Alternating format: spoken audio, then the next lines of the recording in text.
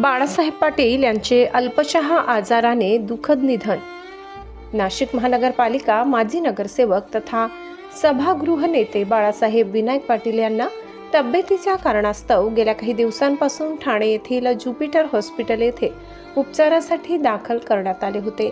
या दरम्यान महाराष्ट्र राज्य उपमुख्यमंत्री एकनाथजी शिंदे साहेब यांनी देखील ज्युपिटर हॉस्पिटल येथे बाळासाहेब पाटील यांची भेट घेऊन तब्येतीची विचारपूस करून कुटुंबियांची भेट घेतली होती. तरी पुढील उपचार सुरू असताना आज रोजी दिनांक 3 मार्च रोजी उपचारादरम्यान बाळासाहेब पाटील यांचे अल्पशा आजाराने दुःखद निधन झाले.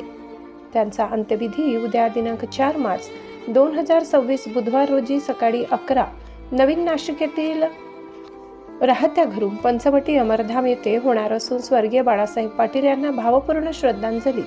ईश्वर त्यांच्या आत्म्यास सद्गती देवो आणि त्यांच्या कुटुंबियांना या दुःखातून सावरण्याची शक्ती देवो, हीच भावपूर्ण श्रद्धांजली.